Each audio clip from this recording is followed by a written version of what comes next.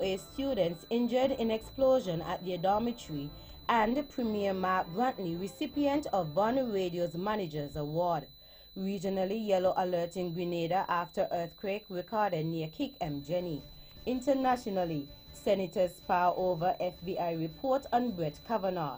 And in sports, Prithvi Shaw becomes the youngest Indian to hit debut test century.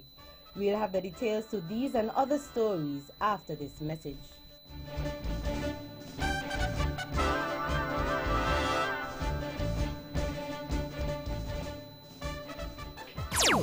Another look. Different from how you've seen it before. Another look. Takes an in-depth look into business, politics, science, technology, religion, and more. Another look. Featuring documentaries from the BBC, regional features, and local ones too. Another look. Every Monday at 3 p.m. on the Eastern Caribbean's Powerhouse. Wow.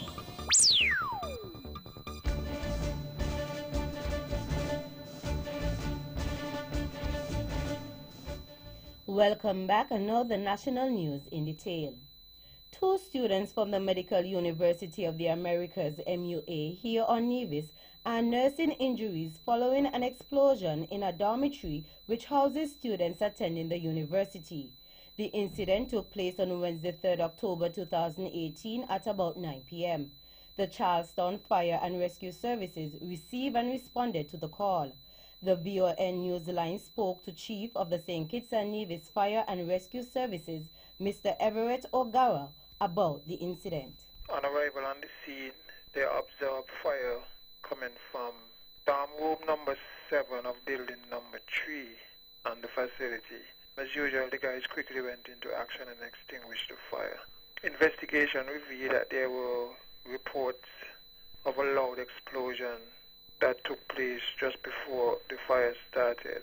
Our observations and investigations can confirm that, in fact, we've observed evidence that there was, in fact, an explosion. The doors to that particular room was completely blown off. There was evidence of windows that were completely blown out, and so we definitely could confirm that there was an explosion that took place resulting in the fire. The fire chief indicated that the department which he heads will be carrying out their investigation into the causes of the explosion. An investigation is ongoing into the cause of the explosion and resulting fire, and so we cannot confirm exactly, make a determination as to what was the cause at this point. Fire Chief Mr. Everett O'Gara. Premier of Nevis and Minister of Health, the Honorable Mark Brantley, has issued a statement on October 4, 2018, providing an update on an explosion which occurred at the Medical University of the Americas, MUA, student dormitory on Wednesday night, October 3, 2018, in which two students were severely injured. Premier Brantley stated, and I quote, "Late last evening, we received word that there was a massive explosion in a dormitory that houses students at the Medical University of the Americas.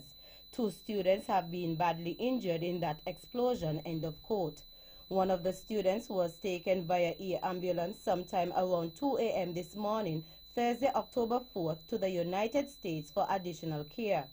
According to the Premier, the other student is receiving care at the Alexandra Hospital until that student can be transported to the United States via air ambulance. The students are 28 years old and 31 years old respectively. The Premier said that the Nevis Island administration will work closely with the authorities and the Medical University of the Americas to ensure that the safety of their students continues to be maintained. A number of individuals and organizations are the recipient of the Managers Award from General Manager of Bonner Radio, Mr. Everett Webbo Herbert. The awards were given for dedicated and outstanding service in recognition of the station's 30th anniversary. One such recipient is Premier of Nevis, Honorable Mark Brantley, who has had a long relationship with the station in his capacity as a member of Bonner Radio's Let's Talk Heavyweight panel and now host of his weekly radio program On the Mark, which is aired on Wednesday evenings. I'm delighted that Von Radio has chosen as the Manager's Award to award me a plaque for dedicated and outstanding service. We have been here as a part of the Von Radio family for many, many years. I would think with my years as the heavyweight and then my years as on the mark, probably 20 years, if not more.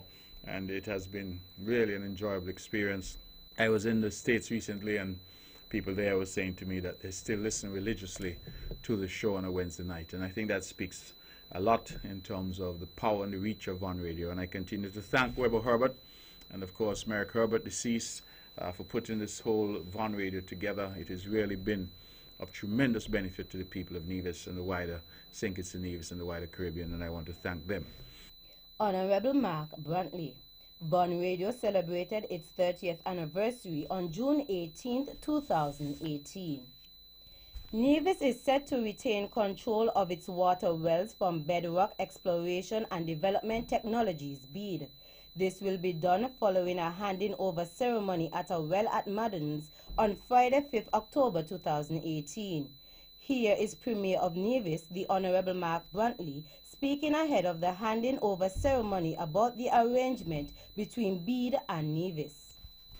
Thank you. Thank you very much, Marcellus. We've been here for a lot of years together.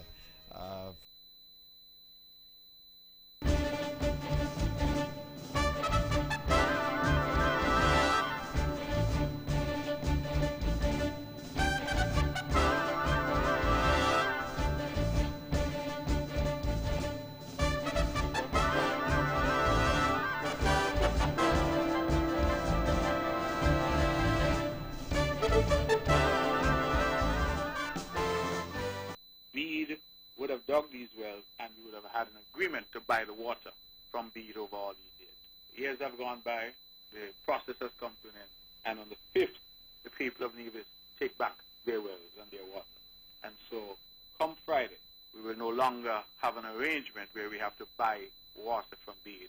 We will, in fact, have our own water restored to us, because at the end of the day, it was always our water, but we had a contract to buy it from them because they were the ones who dug the wells. Honorable Mark Brantley. In 2007, BEAD signed a 10-year contract with the former Nevis Reformation Party NRP-led Nevis Island administration to explore water on the island. Under the BEAD contract, the company was expected to deliver 1 million gallons of groundwater daily to complement the current supply that was being made available to the island. The first drilling operation commenced at the Hamilton Estate site on November 13, 2007. In police news, a woman was charged for possession of ammunition following a search operation conducted by the police on Tuesday, October 2nd. According to a press release from the police, officers intercepted a package that was collected from a ferry at the ferry terminal on Tuesday afternoon, and upon searching it, 5.38 rounds of ammunition were discovered. As a result, 2 persons were taken into police custody. One of the 2 individuals, Tamika Piera, also known as Tammy of Prickly Pear Alley, Bastille, was subsequently charged for the offense of possession of ammunition. She has since received bail in the sum of $7,000 with 2 sureties for her appearance at the Bastille Magistrate Court on November 5th. The second individual remains in police custody. In more police news, reports reaching the VON News line have revealed that an armed robbery occurred in St. Kitts on Wednesday night, October 3rd. According to reports, unknown and armed assailants entered the Bass Bakery at Parry's Village in St. Peters around 7:40 p.m.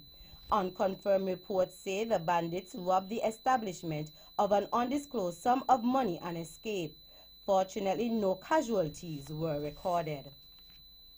Shane Javid Brown and Janelle Boone of St. Kitts and Nevis are among 3 OECS 30 Under 30 winners participating in the 2018 cohort of the Young Leaders of the Americas Initiative YLAI Professional Fellows Program, which builds the linkages between young people across the hemisphere. The YLAI Professional Fellows Program is a 5-week course for entrepreneurs funded by the U.S. Department of State's Bureau of Educational and Cultural Affairs. The two entrepreneurs attended the Young Leaders of the Americas Initiative 2018, launched in Detroit, Michigan on September 20, 2018, where they were able to meet over 200 other promising leaders from Latin America and the Caribbean. The two have now been transferred to the various states within the United States, where they have been paired with select businesses to expand their leadership and entrepreneurial skills and network through skills building workshops and opportunities to learn from and exchange with U.S. counterparts. Shane Javid Brown is the founder and CEO of the retail store SKN Village. Dedicated to satisfying the fashion-forward style of millennials, SKN Village offers trendy gear at affordable prices on an online shopping platform and is partnered with Do Good Company, a non-profit lifestyle store in Kansas City that offers curated home furnishings and apparel. Janelle Boone is the CEO of Boone's Computer Repairs, a company that aims to provide computer services and educate community members about the computer world, and is partnered with NWG Solution, Charlottesville, new breed of computer repair and managed IT services. NWG offers critical care for computer networks quickly and efficiently day or night. The YLAI Professional Fellows Program will conclude on October 23, 2018 in Washington, D.C. Persons with disabilities who attended a workshop held as part of activities for ICT Week here in St. Kitts and Nevis were introduced to Windows UNI Tablet. The tablet is a device which allows someone who is hearing impaired to communicate with someone who can hear. This forms part of CTU's new initiative called the Caribbean Video Assistance Service, CVAS, a program aimed at providing video relay service for both the hearing and visually impaired. Consultant with the Caribbean Telecommunications Union, CTU, Trevor Privat, said information and communication technologies, ICTs, and their uses must embrace persons living with disabilities so that they will not be left behind in the information age. Hence, an all-inclusive approach is necessary. Mr. Privat noted that the focus on persons with disabilities developed as a result of the Washington-based Mobile Enabling Summit organized by the Global Initiative for Inclusive ICT, G3 ICT, and the International Telecommunication Union, which began in June 2013. Finally, the Montpelier Plantation and Beach Hotel here on Nevis won 3 categories, and the Park Hyatt St. Kitts won 1 category to represent St. Kitts and Nevis as the finest travel brands in the 2018 Caribbean in the World Travel Awards WTA Caribbean and North America Gala competition. Montpelier Hotel copped the Leading Boutique Hotel 2018 award, the Leading Hotel 2018, and the Leading Luxury Hotel Villa 2018. The Park Hyatt St. Kitts copped the award for the Leading Resort 2018. WTA was established in 1993 to acknowledge, reward, and celebrate excellence across all sectors of the tourism industry. Each year, WTA covers the globe with a series of regional gala ceremonies staged to recognize and celebrate individuals and collective success within each geographical region. The ceremony marked the 5th leg of the WTA Grand Tour 2018, a series of regional events to acknowledge the world's outstanding travel brands. The regional winners will progress to the Grand Final 2018 to be hosted on December 1st in Portugal. That's our national news segment. You can visit our website at www.vonradio.com, or you can check us out on our social media page on Facebook at Von Radio and our Von Radio YouTube channel. News from across the region is next.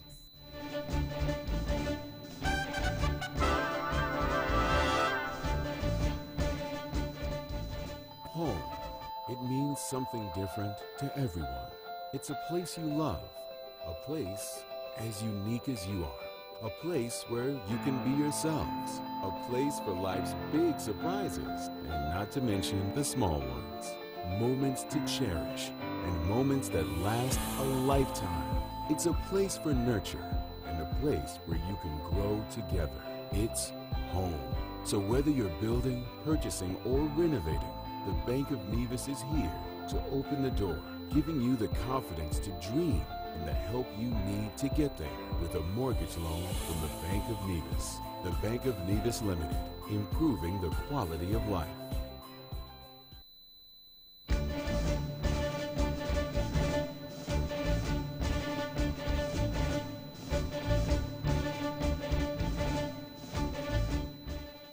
Welcome back, and now the regional news in detail. A yellow alert has been issued for Grenada after a series of seismic activity was recorded near the Kik-Mjeni volcano earlier this week. The National Disaster Management Agency, NADMA, said in an update on Tuesday that seafarers have been warned to stay away at least 1.5 kilometers away from the area. NADMA said the University of the West Indies Seismic Research Center, UWISRC, reported high levels of seismicity at the Kik-Mjeni volcano since Sunday, September 30th. On October 1st, a magnitude 3.3 earthquake was recorded near Grenada's north coast, near the site of the active underwater volcano, just 28 kilometers northeast of Grenada's capital, St. George's. NADMA warned all persons with marine interests and the general public that the threat level remains at yellow, which means that the exclusion zone of 1.5 kilometers must continue to be observed. Kik-Mjeni is a submarine volcano located 8 kilometers north of Grenada and is the only live, likely to erupt again, submarine volcano in the Eastern Caribbean. Finally, out of St. Lucia.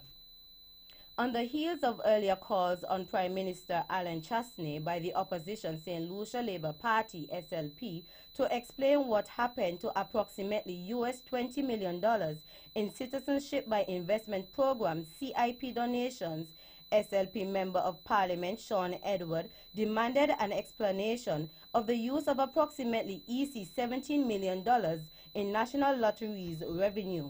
According to Edward, since coming into office in June 2016, the United Workers' Party UWP government has collected the money via the National Lotteries Authority NLA Act, which can only be used for youth development and sports, not road rehabilitation, airport development, or disaster relief. The SLP said it is extremely disappointed with the current state of affairs in the youth and sports fraternity of St. Lucia after the UWP promised so much to the young people of St. Lucia during the campaign leading up to the 2016 general elections. The issue of sporting facilities in St. Lucia has recently become a matter of intense debate in the country after a cabinet document was leaked reflecting the award of a no-bid US $12 million sports consultancy contract to one of Chastanet's friends and cronies, Don Lockerbie, as well as the ongoing failure by the government to address the almost 10-year temporary use of a local sports stadium as a hospital. That's it for our regional stories. Stay with us for news around the world.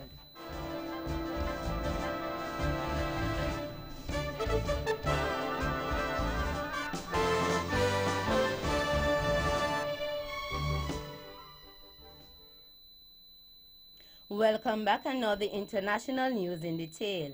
U.S. senators are sparring over an FBI report into sexual misconduct claims against Brett Kavanaugh, President Donald Trump's Supreme Court nominee. One copy of the report exists for all 100 senators to read.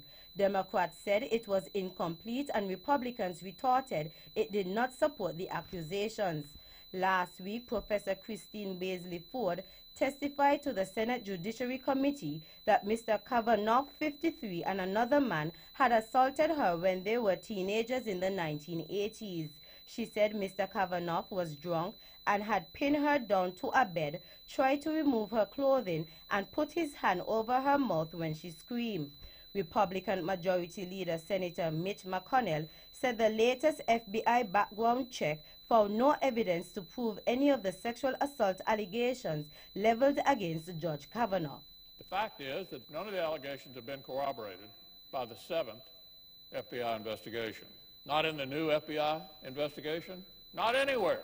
So none of these last-minute allegations have been corroborated. Russian spies have been accused of involvement in a series of cyber plots across the globe, leading the U.S. to level charges against 7 agents. The U.S. Justice Department said targets included the global chemical weapons watchdog, anti-doping agencies, and a U.S. nuclear company. John Demers is the senior U.S. national official. This indictment alleges a conspiracy to use computer hacking to obtain personal health information about athletes and others in the files of anti-doping agencies and sporting federations in multiple countries. All of this was done to undermine those organizations' efforts to ensure the integrity of the Olympic and other games. Finally, Uber Eats riders and a small number of workers from J.D. Witherspoon, McDonald's, and TGI Fridays have been staging walkouts in a pay dispute. Protests were being held in several UK cities, along with a rally in London. The industrial action was organized in tandem with strikes by fast food workers on 4 continents. Uber Eats, J.D. Witherspoon, TGI Fridays, and McDonald's have all defended their record on pay. The rally in London's Leicester Square was addressed by TUC General Secretary Francis O'Grady and Shadow Chancellor John McDonnell. That brings us to the end of our news segments. The latest in sports is next.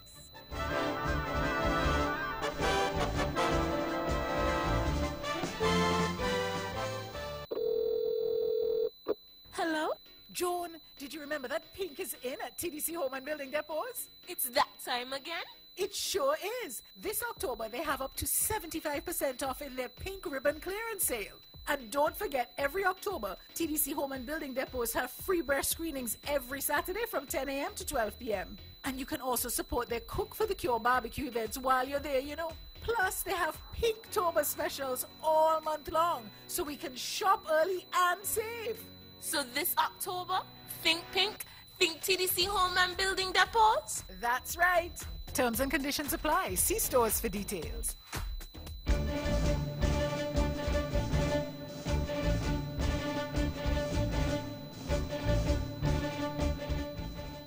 Welcome back, another sports in detail.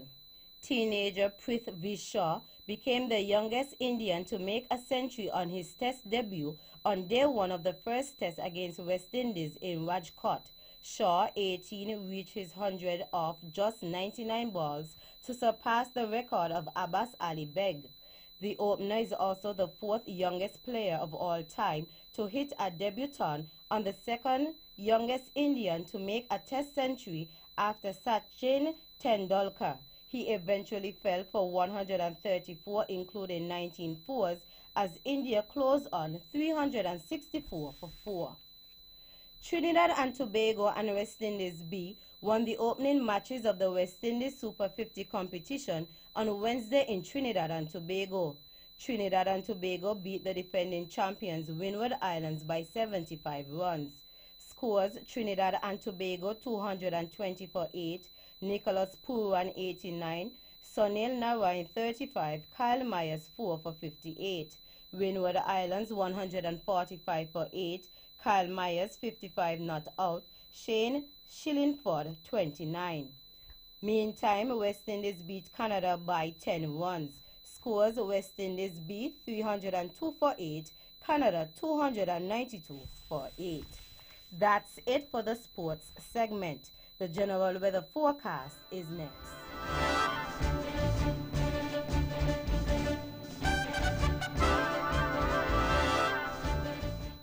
Welcome back, and now the local weather forecast for St. Kitts and Nevis.